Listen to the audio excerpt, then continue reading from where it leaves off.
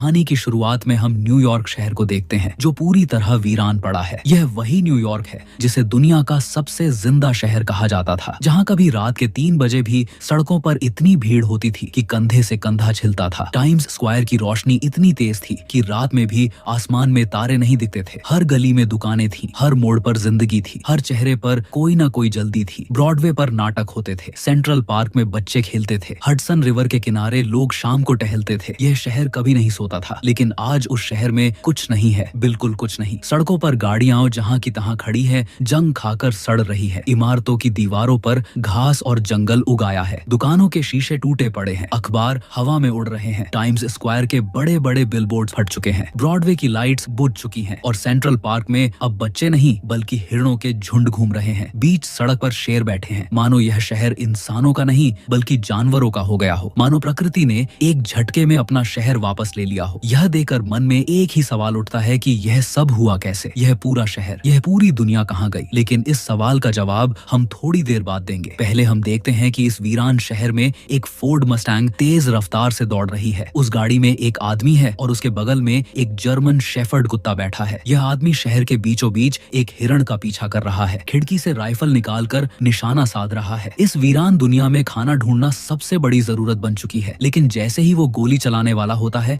अचानक एक शेरनी झपटकर उस हिरण को घेर लेती है। शिकार छिन जाता है। वो आदमी शेरनी पर निशाना साधता है, लेकिन तभी एक शेर और एक शावक भी बाहर आ जाते हैं। उस पूरे शेर के परिवार को देखकर उस आदमी के चेहरे पर एक अजीब सा दर्द उभर आता है। वो कुछ पल रुकता है, उसकी आंखें भर आती हैं। उसे अपने खुद के परिवार की याद आ जाती है। वो गोली नहीं चलाता, चुपचाप वहां से निकल जाता है, क्योंकि वो जानता है कि यह शेर का परिवार प्रकृति का संतुलन बनाए हुए है और इस टूटी हुई दुनिया में कुछ चीजें अभी भी सही हैं। इस आदमी का नाम है रॉबर्ट नेविल और यह वो इकलौता इंसान है जो इस पूरे न्यूयॉर्क शहर में जिंदा बचा है। अगर आपने अभी तक चैनल सब्सक्राइब नहीं किया तो अभी कर लीजिए, क्योंकि आगे इस कहानी में जो मोड़ आने वाले हैं वो आपका दिल हिला देंगे। अब हम समझते हैं कि यह सब हुआ कैसे। इसके लिए हमें साल 2009 में जाना होगा। उस साल डॉक्टर एलिस रिपन नाम की एक साइंटिस्ट ने दुनिया के सामने एक ऐसी खबर रखी जिसे सुनकर पूरी दुनिया खुशी से झूम उठी। उन्होंने दावा किया कि उन्होंने कैंसर का इलाज ढूंढ लिया है। यह सुनकर पूरी दुनिया में जश्न मन गया। न्यूज चैनल पर ब्रेकिंग न्यूज चलने लगी। लोगों ने कहा कि इंसान ने मौत को हरा दिया। हर तरफ उम्मीद थी, हर तरफ खुशी थी। डॉक्टर क्रिपन ने मिजल्स यानी खसरे के वायरस को जेनेटिकली मॉडिफाई करके एक ऐसा नया वायरस तैयार किया था जो सीधे कैंसर की सेल्स को खाता था। यह वायरस बॉडी में जाकर सिर्फ कैंसर सेल्स को टारगेट करता था और हेल्थी सेल्स को छोड़ देता था। यह एक मेडिकल मिरेकल था। दुनिया भर के डॉक्टर्स और साइंटिस्ट ने इसे इंसानी इतिहास की सबसे बड़ी खोज बताया। लेकिन किसी को नहीं पता था कि यह खुशी कितनी कम वक्त की है। वो वायरस जो कैंसर ठीक करने के लिए बनाया गया था, धीरे धीरे अपने आप म्यूटेट होने लगा। उसकी नेचर बदलने लगी और जो चीज इंसान को बचाने के लिए बनाई गई थी वही उसकी सबसे बड़ी दुश्मन बन गई। साल 2012 तक वो वायरस एक ऐसी भयानक महामारी में बदल चुका था जिसने पूरी दुनिया को तबाह कर दिया। इस वायरस ने 90% इंसानों को मार डाला। सोचो जरा, दुनिया की कुल आबादी में से 90% लोग, अरबों इंसान एक झटके में खत्म। और जो 9% लोग बचे वो इंसान नहीं रहे। उनका शरीर बदल गया, उनका दिमाग बदल गया, उनकी आंखें सफेद हो गईं, उनकी स्किन जलने लगी। वो इतने एग्रेसिव हो गए कि एक पल में किसी को भी नोच डाले। इन्हें कहते हैं डार्क सीकर्स। यह देखने में इंसान जैसे लगते हैं लेकिन है नहीं। इनके अंदर इंसानियत का कोई निशान नहीं बचा। यह सिर्फ एक ही काम जानते हैं, शिकार करना। और सबसे खतरनाक बात यह है कि यह सनलाइट यानी धूप बर्दाश्त नहीं कर सकते। धूप इनके लिए जहर है, इसीलिए यह दिन में छुपे रहते हैं, अंधेरी इमारतों में, तहखानों में, बंद जगहों में। और जैसे ही सूरज डूबता है यह बाहर निकल आते हैं। रात को न्यूयॉर्क की सड़कें इन्हीं राक्षसों से भरी रहती हैं। इनकी सूंघने की शक्ति बेहद तेज होती है। यह किसी भी इंसान को उसकी स्मेल से मीलों दूर से पहचान लेते हैं। अब पूरी दुनिया की आबादी में सिर्फ 1% से भी कम लोग ऐसे बचे जो न मरे और न डार्क सीकर बने। यह वो लोग थे जिनके शरीर में एक ऐसी स्ट्रॉन्ग एंटीबॉडी थी जो इस वायरस से लड़ सकती थी। रॉबर्ट नेविल उन्हीं में से एक है। रॉबर्ट एक यूएस आर्मी का वायरोलॉजिस्ट था, यानी वायरस और बीमारियों का एक्सपर्ट। जब यह तबाही शुरू हुई तो पूरी आर्मी ने न्यूयॉर्क को क्वारंटीन कर दिया। रॉबर्ट को भी वहां से निकलने का मौका था। उसकी वाइफ और बच्ची को हेलीकॉप्टर में बैठाया जा रहा था, लेकिन रॉबर्ट वहां रुक गया। उसने ठान लिया कि वो इस वायरस का इलाज ढूंढेगा। उसे यकीन था कि वो यह कर सकता है। उसने अपनी फैमिली को जाते हुए देखा और वो अकेला रह गया उस शहर में, उस तबाही में। लेकिन उस रात जो हुआ वो रॉबर्ट की जिंदगी का सबसे दर्दनाक लम्हा था। जब वो हेलीकॉप्टर उड़ रहा था तो एक और हेलीकॉप्टर उससे टकरा गया। रॉबर्ट ने अपनी आंखों के सामने अपनी पूरी फैमिली को जाते देखा। वो लम्हा उसके दिल में हमेशा के लिए दफन हो गया और उसी दिन से वो अकेला है, उसी दिन से वो लड़ रहा है, उसी दिन से वो यह तय करके बैठा है कि वो इस वायरस का इलाज ढूंढेगा, चाहे कुछ भी हो जाए। उसके साथ है सिर्फ एक जर्मन शेफर्ड कुत्ता जिसका नाम है सैम। सैम उसका दोस्त है, उसका साया है। इस वीरान दुनिया में उसके जीने की एकमात्र वजह है। जब रॉबर्ट सुबह उठता है तो सैम के साथ बात करता है, जब गाड़ी चलाता है तो सैम उसके बगल में बैठता है, जब रात को अकेलापन बहुत ज्यादा हो जाता है तो सैम उसके पास आकर बैठ जाता है। 3 साल से यही दो जाने एक दूसरे का सहारा। रॉबर्ट की डेली रूटीन देखते हैं और यह रूटीन देखकर आपका दिल भर आएगा। हर सुबह ठीक 8 बजे रॉबर्ट घर से निकलता है, लेकिन निकलने से पहले वो अपने घर के दरवाजे पर अल्कोहल छिड़कता है ताकि उसकी स्मेल बाहर न जाए। सैम को भी अच्छी तरह साफ करता है, अपनी राइफल लेता है और निकल पड़ता है। सबसे पहले वो अपनी अंडरग्राउंड लैब में जाता है। वहाँ उसने तमाम म्यूटेंट चूहे रखे हुए हैं जिन पर वो अपनी वैक्सीन टेस्ट करता रहता है। वो हर चूहे को ध्यान से देखता है, कोई बदलाव है या नहीं। आज भी कोई बदलाव नहीं दिखता। वो निराश होता है लेकिन हार नहीं मानता। इसके बाद वो हर दिन एक वीडियो स्टोर जाता है। वहाँ उसने कुछ मैनिक्विन्स यानी पुतले सजाकर रखे हुए हैं। उसने उन्हें नाम दिए हुए हैं। वो उनसे बात करता है, उनसे हालचाल पूछता है। एक पुतली से वो थोड़ा ज्यादा अटैच है। वो हर रोज उससे पूछता है कि क्या तुम मुझसे बात करना चाहती हो, लेकिन जवाब कभी नहीं आता। यह देखकर रोना आ जाता है। यह आदमी जो एक जमाने में आर्मी का वायरोलॉजिस्ट था, जो पूरी दुनिया को बचाने की जिम्मेदारी लेकर चल रहा है, वो आज प्लास्टिक के पुतलों से दोस्ती कर रहा है सिर्फ इसलिए कि उसे किसी की आवाज चाहिए, किसी का साथ चाहिए। फिर वो अपने मैप पर उन सभी जगहों को मार करता है जहाँ वो जा चुका है। खाने का सामान इकट्ठा करता है और हर दिन ठीक दोपहर 12 बजे वो एक तय जगह पर पहुंचता है। वहाँ वो रेडियो पर एक मैसेज ब्रॉडकास्ट करता है। वो कहता है कि अगर कोई भी इंसान यह सुन रहा है तो इस जगह आ जाओ। मैं यहाँ हर रोज दोपहर 12 बजे होता हूँ। मेरे पास खाना है, दवाइयाँ हैं, सुरक्षा है, आ जाओ। 3 साल से वो यह मैसेज ब्रॉडकास्ट कर रहा है। 3 साल से वो हर रोज उस जगह खड़ा होकर इंतजार करता है और 3 साल से कोई नहीं आया, कोई जवाब नहीं आया, बस सन्नाटा। लेकिन वो रुका नहीं, हर रोज वापस आया, हर रोज उम्मीद लेकर आया, क्योंकि अगर उसने उम्मीद छोड़ दी तो फिर जीने की कोई वजह नहीं बचेगी। शाम को वो कभी कभी एक एयरक्राफ्ट कैरियर पर जाता है और वहाँ एक फाइटर जेट के ऊपर खड़े होकर गल्फ खेलता है, अकेला सैम के साथ। इस खाली पड़े पूरे न्यूयॉर्क में वो एकमात्र इंसान है जो गल्फ खेल रहा है। यह सीन देखकर हंसी भी आती है और रोना भी। यह आदमी टूटा नहीं है, वो जिंदगी को नॉर्मल रखने की कोशिश कर रहा है, अपने आप को सुरक्षित रखने की, अपने दिमाग को ठीक रखने की। नहीं तो इतने अकेलेपन में कोई भी पागल हो जाए। और जैसे ही सूरज ढलने लगता है, रॉबर्ट वापस घर की तरफ दौड़ लगा देता है। घर पहुंचकर दरवाजे और खिड़कियों पर स्टील की प्लेट्स लगा देता है, सारी लाइट बुझा देता है, अपनी राइफल सीने से लगाकर सैम के साथ बाटब में दुबक जाता है। और तब उसे चैन मिलता है जब वो यकीन हो जाता है कि रात की वो तमाम राक्षसी आवाजें उस तक नहीं पहुंच सकती। एक दिन रॉबर्ट लैब में जाता है और देखता है कि एक म्यूटेंट चूहे में कुछ बदलाव आया है। उस चूहे में अटैक करने की ताकत कम हो गई है। रॉबर्ट की आंखें चमक उठती हैं। 3 साल की मेहनत के बाद पहली बार कोई पॉजिटिव रिजल्ट दिख रहा है। अगर यह वैक्सीन चूहे पर काम कर रही है तो शायद डार्क सीकर्स पर भी काम करे। उसकी उम्मीद एक बार फिर जाग उठती है, लेकिन वैक्सीन टेस्ट करने के लिए उसे एक जिंदा डार्क सीकर चाहिए। और उसी दोपहर एक ऐसी घटना होती है जो उसे वो मौका दे देती है। रॉबर्ट उस दिन एयरक्राफ्ट कैरियर पर गोल्फ खेल रहा होता है। तभी सैम को दूर कहीं हलचल दिखती है। रॉबर्ट स्कोप से देखता है, एक हिरण है। वो बिना देर किए सैम को लेकर उसके पीछे निकल पड़ता है, लेकिन वो हिरण भागते भागते एक बंद इमारत में घुस जाता है। सैम भी पीछे पीछे अंदर घुस जाता है। रॉबर्ट उसे रोकने की कोशिश करता है, लेकिन सैम नहीं रुकता और रॉबर्ट का दिल डूब जाता है। वो जानता है कि उस इमारत के अंदर डार्क सीकर्स हैं। दिन में वो सोते हैं लेकिन अंदर अंधेरा है, इसलिए वो एक्टिव हो सकते हैं। रॉबर्ट राइफल लेकर अंदर जाता है। अंधेरा इतना घना है कि कुछ दिखता नहीं। सीढ़ियों पर खून के धब्बे हैं। आगे बढ़ता है, एक मोड़ पर एक जानवर का कटा हुआ सिर मिलता है। एक मूस था जो अभी अभी मारा गया है। उसके चेहरे पर मरने से पहले का डर साफ दिखाई दे रहा है। रॉबर्ट की सांसें रुकने लगती हैं। वो बंदूक तान लेता है और चारों तरफ देखता है और तभी उसे दिखता है कि डार्क सीकर्स का एक पूरा झुंड उससे सिर्फ 5 मीटर की दूरी पर खड़ा है। वो सो नहीं रहे, जाग रहे हैं और सीधे उसे देख रहे हैं। उनकी सफेद आंखें अंधेरे में चमक रही हैं। रॉबर्ट के पास एक ही रास्ता है। वो पागलों की तरह भागता है, सैम को आवाज लगाता है। आखिरकार एक मेज के नीचे सैम मिल जाता है जो बुरी तरह डरा हुआ है। रॉबर्ट उसे उठाता है और दोनों तेजी से बाहर की तरफ दौड़ते हैं। डार्क सीकर्स पीछे हैं। रॉबर्ट एक खिड़की से बाहर कूद जाता है। जैसे ही धूप पड़ती है, डार्क सीकर्स वापस अंदर भाग जाते हैं। दोनों बच जाते हैं, लेकिन इस घटना से रॉबर्ट को एक आम का फायदा होता है। उसे डार्क सीकर्स का एक ठिकाना मिल जाता है। अगले दिन वो एक प्लान बनाता है, अपने खून की एक शीशी निकालता है और उसे उस इमारत के दरवाजे के पास रख देता है। डार्क सीकर्स इंसानी खून की स्मेल से अट्रैक्ट होते हैं। खुद वो पास में छुपकर बैठ जाता है और सिर्फ 2.5 मिनट में एक डार्क सीकर जाल में फंस जाता है। रॉबर्ट उसे रस्सी से खींचकर बाहर निकाल लेता है, लेकिन तभी एक जोरदार दहाड़ के साथ एक और डार्क सीकर बाहर आता है। उसके चेहरे पर सिर्फ गुस्सा है, बेतहाशा गुस्सा, मानो उसकी कोई सबसे प्यारी चीज छीन ली गई हो। रॉबर्ट उसे देखता है और समझ नहीं पाता कि यह इतने गुस्से में क्यों है। वो किसी तरह वहां से निकलता है और उस फीमेल डार्क सीकर को अपनी लैब में ले आता है, लेकिन रॉबर्ट को जरा भी अंदाजा नहीं था कि जो फीमेल डार्क सीकर उसने पकड़ी है वो डार्क सीकर किंग की पत्नी है और यही एक गलती उसकी जिंदगी बदल देगी। वीडियो को लाइक करो और देखते रहो, क्योंकि अब कहानी का सबसे खतरनाक मोड़ शुरू होने वाला है। अगले दिन दिन रॉबर्ट अपनी रूटीन के हिसाब से वीडियो स्टोर पहुंचता है, लेकिन वहाँ कुछ अजीब दिखता है। उसके रखे हुए एक पुतले का सिर हिल रहा है और इससे भी डरावनी बात यह है कि यह पुतला स्टोर के दरवाजे पर नहीं बल्कि कई किलोमीटर दूर एक बिल्कुल अलग जगह पर खड़ा है। रॉबर्ट तुरंत बंदूक निकालता है। वो सोचता है कि किसी इंसान ने यह पुतला यहाँ रखा है, शायद कोई बचा हुआ इंसान उससे कांटेक्ट करना चाहता है, लेकिन आसपास देखने पर कोई नहीं दिखता। असल में यह डार्क सीकर किंग का बिछाया हुआ जाल है, बदले का जाल, क्योंकि रॉबर्ट ने उसकी पत्नी को पकड़ लिया था। जैसे ही रॉबर्ट उस पुतले के पास जाता है और नीचे झुककर देखने लगता है, अचानक एक जाल एक्टिवेट होता है और रॉबर्ट हवा में उल्टा लटक जाता है। सिर पर जोरदार चोट लगती है और वो बेहोश हो जाता है। जब रॉबर्ट की आंख खुलती है तो देखता है कि सूरज डूबने वाला है। उसकी अलार्म घड़ी बज रही है। वो घबरा कर कमर से चाकू निकालता है और पैरों में बंधी रस्सी काटने लगता है। रस्सी कट जाती है, लेकिन जैसे ही वो नीचे गिरता है चाकू सीधे उसकी जांघ में घुस जाता है। अब वो जमीन पर पड़ा है, घायल है और सूरज की आखिरी किरणें गायब हो रही हैं। सामने अंधेरी इमारत से डरावनी आवाजें आने लगती हैं और तभी डार्क सीकर किंग सामने प्रकट होता है। उसने 3 खूंखार ज़ॉम्बी कुत्ते साथ लाए हैं। सूरज की बची हुई किरणों की वजह से वो कुत्ते अभी रुके हुए हैं, लेकिन रॉबर्ट जानता है कि जैसे ही सूरज पूरी तरह डूबेगा यह कुत्ते उस पर टूट पड़ेंगे। उसके पास कार में एक पिस्टल है। वो दर्द सहते हुए रेंगते हुए कार की तरफ बढ़ने लगता है और जैसे ही सूरज डूबता है वो तीनों ज़ॉम्बी कुत्ते पागल होकर उस पर टूट पड़ते हैं। रॉबर्ट गोलियों से उन्हें रोकता है। एक कुत्ते को मारता है, दूसरा उससे झपट जाता है। उसके नुकीले दांत रॉबर्ट के गाल को चीरने ही वाले थे कि तभी सैम आ जाता है। सैम उस कुत्ते पर झपट पड़ता है और रॉबर्ट को बचा लेता है। रॉबर्ट की जान बच जाती है, लेकिन उसी लड़ाई में उस ज़ॉम्बी कुत्ते ने सैम को काट लिया है। यह देखते ही रॉबर्ट के अंदर कुछ टूट जाता है। वो तुरंत सैम को उठाता है और कार में डालकर घर की तरफ भागता है। घर पहुंचकर तुरंत एंटीवायरल इंजेक्शन लगाता है। सैम को गोद में उठाकर बैठ जाता है, मुस्कुराने की कोशिश करता है, खुद को दिलासा देता है कि सैम ठीक हो जाएगा, सैम स्ट्रॉन्ग है, सैम बच जाएगा। लेकिन कुछ देर बाद सैम के शरीर से बाल झड़ने लगते हैं। रॉबर्ट कांपते हाथों से सैम की पलकें उठाता है और देखता है कि आंखों के कोनों में वही सफेदी आ रही है, वही निशान, वही बीमारी। सैम डार्क सीकर बन रहा है। रॉबर्ट की आंखें भर आती हैं। वो सैम को और कसकर पकड़ लेता है। कुछ देर तक वो बस उसे पकड़े रहता है, उसे जाने नहीं देना चाहता, लेकिन वो जानता है कि अब कोई रास्ता नहीं। अगर सैम डार्क सीकर बन गया तो वो भी उसे मारने पर आ जाएगा और रॉबर्ट के अंदर इतनी हिम्मत नहीं कि वो सैम को डार्क सीकर की तरह देखे। उस रात रॉबर्ट ने अपनी कांपती हथेलियों से सैम का गला घोंट दिया। उस सैम का जो 3 साल से उसका एकमात्र साथी था। उन तमाम काली रातों में जब पूरी दुनिया खत्म हो चुकी थी, सिर्फ सैम था जो उसके साथ था, उसके बगल में सोता था, उसकी आवाज पर दुम हिलाता था, उसे जीने की वजह देता था। सैम के जाने के बाद रॉबर्ट पूरी तरह टूट गया। वो रात उसकी जिंदगी की सबसे काली रात थी। उसी रात वो अपनी कार लेकर निकल पड़ा, बंदरगाह पहुंचा और डार्क सीकर्स पर अंधाधुंध हमला शुरू कर दिया। उसे अपनी जान की परवाह नहीं थी। वो बस लड़ना चाहता था, टूटना चाहता था, खत्म होना चाहता था। डार्क सीकर्स ने उसकी कार को पूरी तरह घेर लिया, शीशे तोड़ने लगे। कुछ डार्क सीकर्स एक लैंप पोस्ट पर चढ़ गए और उसे सीधे कार पर गिरा दिया। कार पलट गई। रॉबर्ट उसमें फंस गया। डार्क सीकर किंग सामने आ गया। रॉबर्ट बिल्कुल जाल में फंसे उस हिरण की तरह था जैसा उसने पहले दिन देखा था। मौत पल पल उसकी तरफ बढ़ रही थी और तभी एक तेज रोशनी दिखाई दी। एक गाड़ी तेजी से आई और उसने डार्क सीकर्स को रोशनी से खदेड़ दिया। रॉबर्ट बेहोश हो गया। जब रॉबर्ट की आंख खुली तो वो अपने ही घर में था। उसकी टांग पर पट्टी बंधी थी और सामने एक औरत खड़ी थी जिसके साथ एक छोटा बच्चा भी था। रॉबर्ट उसे बस देखता रह गया। 3 साल बाद किसी इंसान का चेहरा देखा था। 3 साल बाद किसी इंसान की आवाज सुनी थी। वो समझ नहीं पाया कि कैसे रिएक्ट करे, क्या कहे, कहां से शुरू करे। उस औरत ने अपना नाम बताया, आना। उसके साथ एक छोटा बच्चा था, ईथन। एना ने बताया कि उसने रॉबर्ट का रेडियो मैसेज सुना था। वो उस बच्चे को लेकर न्यूयॉर्क आ गई और पूरे दिन उसका इंतजार करती रही। जब रॉबर्ट नहीं आया तो वो ढूंढते ढूंढते बंदरगाह पहुंची और वहां उसे डार्क सीकर्स के बीच रॉबर्ट मिला। एना ने बताया कि वर्मोंट में एक सर्वाइवर्स की कॉलोनी है, वहां बचे हुए लोग सेफली रह रहे हैं, एक पूरी बस्ती है। उसने कहा कि वो चाहती है कि रॉबर्ट भी उनके साथ चले। यह सुनकर रॉबर्ट के चेहरे पर गुस्सा आ गया। उसने कहा कि कहीं कोई कॉलोनी नहीं है, पूरा अमेरिका तबाह हो चुका है, कोई सेफ जगह नहीं है। एना ने बहस करने की कोशिश की। वो कहना चाहती थी कि उसने खुद उस कॉलोनी को देखा है, लेकिन रॉबर्ट उन पर चिल्ला पड़ा। 3 साल के अकेलेपन ने उसे अंदर से तोड़ दिया था। उसके दिमाग ने एक ही सच्चाई मान ली थी, कोई नहीं बचा, दुनिया खत्म हो गई। बस वो और उसकी लैब है, बस वो और उसकी वैक्सीन है। अन्ना उसकी लैब में गई। उसने देखा कि बर्फ में एक फीमेल डार्क सीकर लेटी है। दीवार पर सैकड़ों डार्क सीकर्स की तस्वीरें लगी हैं। वैक्सीन बनाने के लिए रॉबर्ट ने उन्हें लैब के चूहों की तरह इस्तेमाल किया था। एना ने रॉबर्ट से पूछा कि क्या वो सच में इन्हें ठीक कर सकता है। रॉबर्ट ने कहा वो कोशिश कर रहा है, 3 साल से कर रहा है। उसी शाम जैसे ही सूरज ढलने लगा, रॉबर्ट ने सभी दरवाजे और खिड़कियां बंद करनी शुरू की, लेकिन तभी बाहर से जोरदार आवाजें आने लगी। रॉबर्ट ने खिड़की से झांका और उसके होश उड़ गए। डार्क सीकर्स की एक पूरी फौज उसके घर की तरफ बढ़ रही थी। रॉबर्ट ने हमेशा अपनी स्मेल छुपाने की पूरी कोशिश की थी, लेकिन आना जब उसे बचाकर घर लाई तो उसने कोई सावधानी नहीं बरती और डार्क सीकर्स को उनका ठिकाना मिल गया। रॉबर्ट ने तुरंत आसपास की सारी लाइट्स जला दी, लेकिन इस बार डार्क सीकर्स पहले से कहीं ज्यादा चालाक थे। उन्होंने एक एक करके सारी स्ट्रीट लाइट तोड़ दी। पूरा इलाका अंधेरे में डूब गया। रॉबर्ट ने अपनी दूसरी सिक्योरिटी एक्टिवेट की और एक साथ सारे बॉम्ब्स ब्लास्ट कर दिए। जोरदार धमाके हुए, बहुत से डार्क सीकर्स मारे गए, लेकिन तभी ऊपर से एक डार्क सीकर अंदर घुस आया। उसने रॉबर्ट को उठाकर मेज पर पटक दिया। रॉबर्ट ने नाटक किया कि वो मर गया। मौका देकर उसने एक स्क्रू ड्राइवर उठाया और डार्क सीकर पर वार किया, लेकिन उसे कोई फर्क नहीं पड़ा। डार्क सीकर ने उसे फिर उठाकर पटक दिया। तभी डार्क सीकर किंग दहाड़ते हुए सामने आया। रॉबर्ट ने राइफल उठाई। डार्क सीकर किंग दीवार के पीछे छुप गया। रॉबर्ट ने गैस सिलेंडर पर गोली चलाई। धमाके से डार्क सीकर किंग बाहर जा गिरा, लेकिन उसे ज्यादा चोट नहीं आई। वो सीढ़ियां चढ़कर वहां से गायब हो गया। रॉबर्ट भागकर एना और ईथन को ढूंढने गया। एक कमरे में एक डार्क सीकर था और एना और ईथन अलमारी के नीचे छुपे थे। रॉबर्ट ने उस डार्क सीकर को खत्म किया। तभी बाहर से डार्क सीकर किंग की दहाड़ सुनाई दी। वो और लोगों को लेकर आ गया था। अब पूरी आर्मी थी और इस बार उनका हमला बेतरतीब नहीं था। ये पूरी प्लानिंग के साथ था। तीनों भागकर बेसमेंट में आ गए। रॉबर्ट ने दरवाजा बंद किया। एना बच्चे को लेकर लैब की तरफ गई और तभी एना ने एक चमत्कार देखा। वो फीमेल डार्क सीकर जो बर्फ में लेटी थी, वो धीरे धीरे नॉर्मल हो रही थी। उसकी आंखों की सफेदी कम हो रही थी। उसके चेहरे पर इंसानी भाव वापस आ रहे थे। रॉबर्ट की वैक्सीन काम कर रही थी। एना ने रॉबर्ट को आवाज लगाई। ऊपर डार्क सीकर किंग शीशे का दरवाजा तोड़ने में लगा था। हर धक्के के साथ दरवाजा और कमजोर होता जा रहा था। रॉबर्ट ने उस फीमेल डार्क सीकर की तरफ देखा और तभी उसकी नजर एना की गर्दन पर बने बटरफ्लाई के निशान पर पड़ी। तितली। रॉबर्ट की बेटी को तितलियां बहुत पसंद थी। तितली देखते ही उसे सब कुछ समझ आ गया। यह कोई इत्तेफाक नहीं था, यह एक इशारा था कि अभी उम्मीद बाकी है। जब उस आदमी को समझ आता है कि वैक्सीन काम कर रहा है,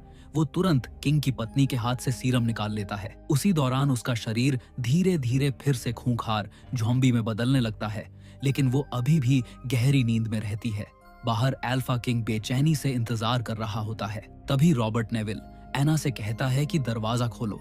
एना पहले डर जाती है और इस बात पर बहस करने लगती है, लेकिन नेविल उसे समझाता है कि ये कुछ नहीं करेगा। आखिरकार अन्ना दरवाजा खोल देती है और नेविल उसे धीरे धीरे बाहर लेकर जाता है। सामने अल्फा किंग खड़ा होता है, बस 1 फीट की दूरी पर, और नेविल उसकी पत्नी को उसके हवाले कर देता है। ज़ॉम्बीज़ के अंदर गुस्सा साफ दिख रहा होता है, लेकिन फिर भी कोई हमला नहीं करता। नेविल एक इंजेक्शन लगाकर उसे गहरी नींद से जगा देता है और जैसे ही वो होश में आती है, किंग और उसकी पत्नी एक दूसरे के लिए अपना प्यार दिखाते हैं। इस पल में साफ हो जाता है कि ये ज़ॉम्बीज़ सिर्फ खतरनाक ही नहीं, बल्कि सोचने और समझने की क्षमता भी रखते हैं। इसके बाद अल्फा किंग अपनी पत्नी को लेकर बिना किसी को नुकसान पहुंचाए वहां से चला जाता है। फिर कैमरा एंगल बदलता है और नेविल, एना और ईथन कार में बैठकर उस जगह की ओर निकल जाते हैं जिसके बारे में एना ने बताया था, जहां और भी लोग मौजूद हैं, और यहीं पर कहानी खत्म हो जाती है। तो दोस्तों, यह थी आई एम लेजेंड की पूरी कहानी। बताओ आपको यह फिल्म कैसी लगी, कमेंट में जरूर बताना। अगर वीडियो अच्छी लगी तो लाइक बटन दबाओ। अपने उन दोस्तों को शेयर करो जिन्होंने यह फिल्म नहीं देखी, और चैनल को सब्सक्राइब करके बेल आइकन दबा लो ताकि अगली वीडियो सबसे पहले आप तक पहुंचे। पार्ट 2 भी जल्द आने वाला है, जिसमें हम इस फिल्म के वो हिडन डिटेल्स बताएंगे जो शायद आपने नोटिस नहीं किए। तब तक के लिए जय हिंद।